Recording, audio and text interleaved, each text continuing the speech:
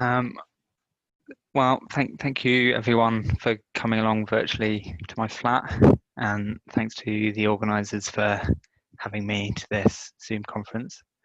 The work I'm presenting today was done in collaboration with one of my PhD co-supervisors, Christian Christensen, and with a lot of help from my other supervisor, John Hogan.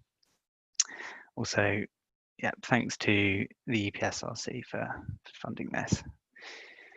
So, what is the problem? We'll start with the second half of the title. A lot of attention has been paid to problems like these on the left, non-smooth dynamical systems where the flow of a set of ODEs takes trajectories onto a codimension 1 discontinuity set. Trajectories may reach these discontinuity sets in finite time and then continue sliding along them. At these discontinuity sets, the vector fields can be thought of as switching, and so they're often known as switching surfaces.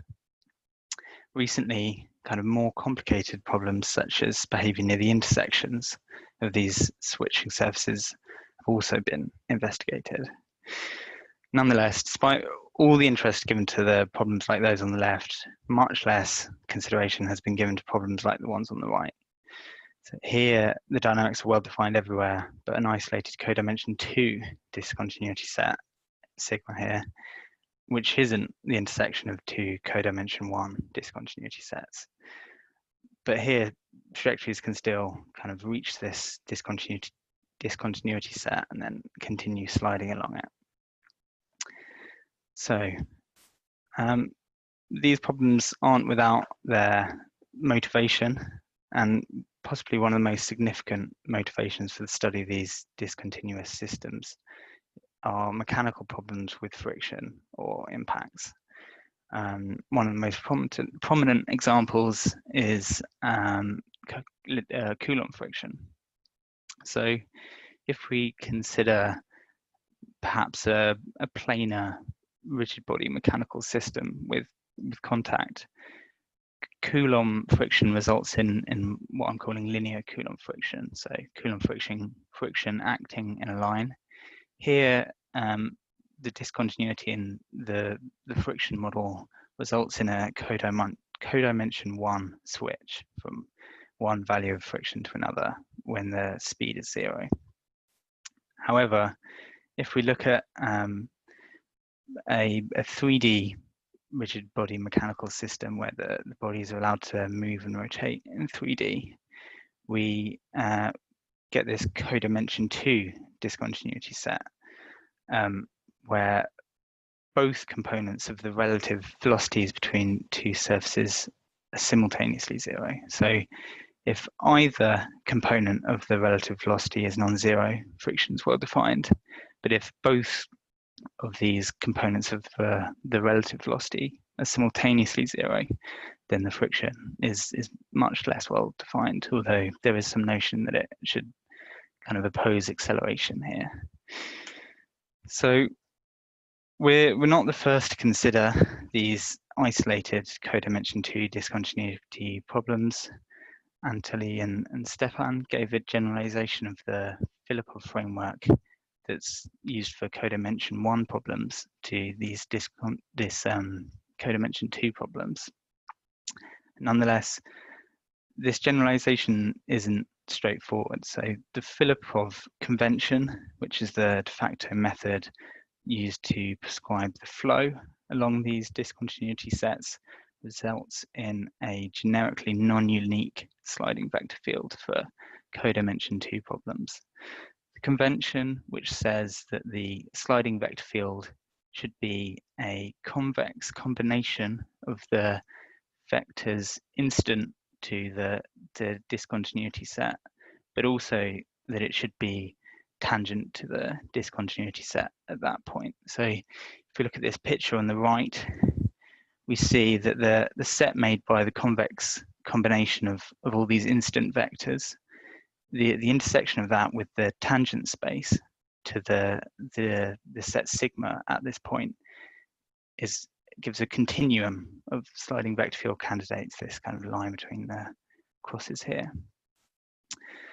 Furthermore, there are questions about the robustness of this kind of Filipov framework to smoothing.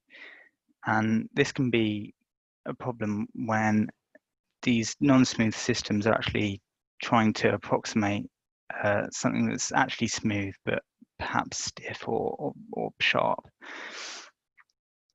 And so instead of trying to generalize this Filipov framework, which might not kind of fit these codimension 2 problems, we instead use the framework of slow-fast theory, GSPT, and blowup.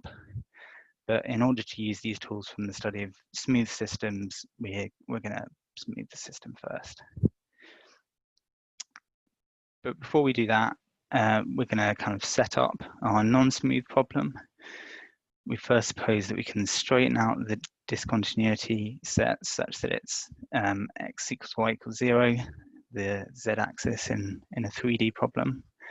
We then suppose we can write the ODEs in this particular form down here, where v is smooth in its entries.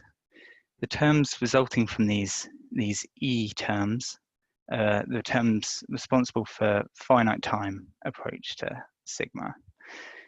E here is the kind of unit vector pointing radially away from sigma. This form might not seem immediately obvious, but it's effectively saying that there's a well-defined directional limit to sigma, and the two components of E are effectively cosine and sine. Okay, so our approach is then to regularize the non-smooth system and view it as the limit of a smooth one. This approach has already proven useful in the study of more standard piecewise smooth dynamical systems, and it's often justified when the piecewise smooth system is itself trying to model a smooth system with abrupt jumps or changes. In particular, our regularization takes the form of inserting this term into the denominator, the root on the denominator of E. We've got this epsilon squared psi term, where psi is a bell-shaped function, which removes a 0 over 0 we'd have at sigma and replaces it with a 0. We can see how this kind of smooths the system by taking a component of this E term, this E psi term, along a line through sigma. So here we can see that we've got a smoothed step function that limits onto this step as epsilon goes to 0. Okay, given that we've now smoothed our problem, we consider this extended system that we borrow from regularizations and blowups of standard piecewise smooth systems, where we treat this small smoothing parameter as a variable. Here, the non-smooth problem, where epsilon is 0, is a set of non-hyperbolic equilibria, and where this intersects with sigma is especially singular due to the lack of smoothness there. But in order to gain smoothness, we can use this kind of trick of geometric blowup, where we blow up each point along the intersection of sigma with epsilon 0 to a set of hemispheres, one for each z. Informally, we're kind of inserting a hemisphere for each point along this intersection, one for each z. We've kind of given an impression of this here for a 3D problem, where each one of these spheres is this x bar squared, y bar squared, epsilon bar squared. Sum is 1, or 1 for each z along this sigma. So this method of blowup can be used to split the complicated dynamics of this overall system into simple or simpler but separate systems. And whilst we can't see the solution to the whole problem at once, we can piece together the solutions to the whole problem by these solutions that are valid in different parts of state space. This method also allows us to use the theorems of Fennekel to show that the smoother system will be kind of a epsilon close perturbation from this non-smooth limit. Okay, so the first one of these separate, simpler problems we'll look at is orbits nearby but not along our discontinuity set. We do that by using polar coordinates in the plane bar epsilon is 0. Usually with blowup, we'd study multiple directional entry or exit charts, but the use of polar coordinates here means we can use a single chart to look at all of the entry and exit to the blowup. So after desingularization, which is a kind of process that affects time but preserve orbits, we find that this equator, kind of the intersection of the sphere with this plane, is an invariant manifold. And furthermore, we can find equilibria along this manifold, the equator. These, in this time, are hyperbolic with the kind of radial and angular flow that we call, and correspond to the limit directions noted by Anatoly and Stepan in their work. Whilst these equilibria are hyperbolic in this time scale, we've got to remember that they're kind of finite time approach in true time. Nonetheless, for a general vector field V, finding the location or even the number of these equilibria might not be possible analytically, and we'll come back to that later. So the next step in our approach is to analyze the dynamics in this other chart, bar epsilon 1. This chart is often called the scaling chart because it just corresponds to a rescaling of our variables. Here we rescale x and y. This leads to quite convenient slow fast system in standard form where x2 and y2 are both fast, and here we've got the system in fast time. So setting epsilon to 0 gives us our fast subsystem or layer problem. So if we have a h of z such that this equation holds, then we have a critical manifold given by this equation here in the scaling chart. So our slow flow will take us onto this critical manifold. Okay, then by rescaling time, we can get our slow dynamics. So our reduced problem is then a differential algebraic equation with this flow constrained to a critical manifold. Nonetheless, because there can be kind of generically with complicated V, more than one critical manifold in the scaling chart, we could have more than one candidate for the slow flow. And in Filipovian terminology, this would be more than one candidate for the sliding vector field. But as we can see, this is already an improvement, because for a single regularization function, we only have countably many candidates for the sliding vector field, as opposed to continuously many. So then we have our slow flow, which kind of is taking us in or out of the page here, which we've shown with these symbols here. Okay, so once we've got the phase portraits in bar epsilon 0 and bar epsilon 1, we can piece together the complete phase portrait in the non-smooth limit.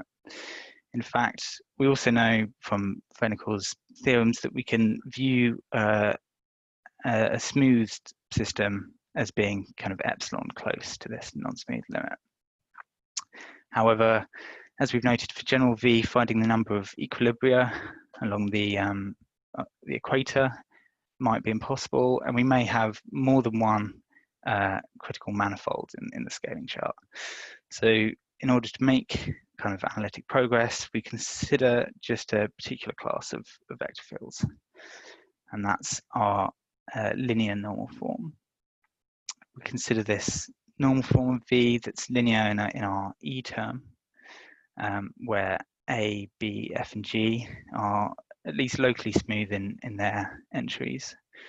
And we can also show by a transformation of variables that we can always write A in this particular form here. We then repeat our approach all again that we did for our general problem for 3 particular cases of this linear system. The first, when the diagonal elements of A have the same sign, and without loss of generality, we'll choose them both negative. And the other 2 are for when the diagonal elements are of opposite sign, or when the determinant is negative and positive, respectively. Okay, so first we'll consider our first case, where the analysis in this is our first chart, bar epsilon is 0, finding the location of these equilibria on the equator now corresponds to solving these solutions to the intersections of these 2 conic sections. And from this, we can determine that we can only have 0, 2, or 4 equilibria away from these bifurcations. So we have 3 options, 0, 2, or 4 intersections. Whilst in the scaling chart, due to the linearity in E sign and its monotonicity, there is either one unique critical set, which is always attracting, or none. And because of the constraint on E psi, or this should be E psi, I think, being the Euler norm of it being less than 1, we can show that this is equivalent to the constraint on F being within or outside of this ellipse here. So we have 2 options here, either F is within or outside.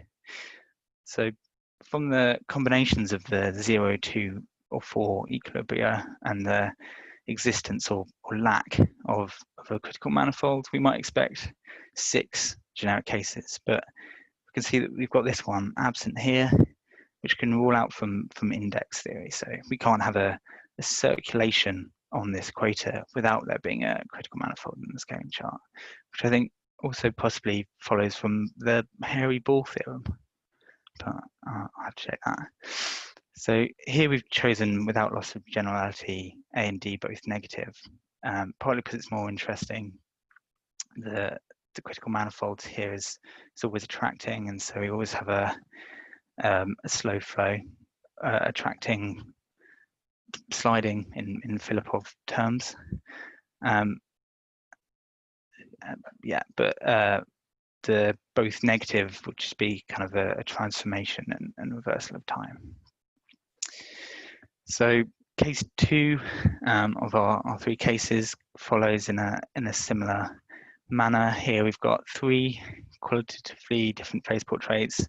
If there's a critical manifold, it's always a saddle, and we always have 4 equilibria. Otherwise, we can have 2 or 4 equilibria. Our third case is a little less simple. So here the dynamics are dependent on the regularization function used. So for these simple choices of coefficients for these kind of functions, we show that the dynamics are dependent on the regularization. So we can either have a stable node, a stable focus, an unstable focus, or an unstable node, depending on and we can see that depends on the gradient of the regularization function. We might be able to tell that we chose the regularization function such that the placement of the critical manifold didn't change, but the gradient of it at that point does. So here we show the different phase portraits for those 4 cases. So our stable node, stable focus, unstable focus, unstable node. You can see for the last 2, we've got these limit cycles. And whilst we can still find the reduced flow along these limit cycles from Fennekel, it's a little more complicated here. I think it'd be particularly useful to find problems that have these dynamics in their scaling chart. So just as a proof that this is useful for a physical example, we'll borrow an example from Anatoly and Stepan, where we've got kind of horizontal velocities of the contact and the center of mass from A, B, F, and G. We find this is case 1. But going further, we can show that there are always exactly 2 equilibria on the equator, and the slow flow that we find along this critical manifold where it exists agrees with both Anatoly and Stefan's method and what we'd expect from Newton's laws. So we can narrow it down to these 2 subcases from case 1. So physically, they correspond to sticking and rolling without slip, or narrowly missing slipping. And obviously we can bifurcate between these 2 here. We can then piece together the full non-smooth dynamics in these sorts of views. Okay, I'll wrap up because I feel like I'm running out of time, but essentially this approach where we can use tools from smooth dynamical systems means that some of these non-smooth terminologies can be cast as things from smooth systems, perhaps more intuitively. It's robust to perturbations here from Fennekel's theorems, and things like stick-slip oscillators are now heteroclinic connections and things like that. Okay, I'll wrap up there. Thank you very much, Noah. Are there any questions?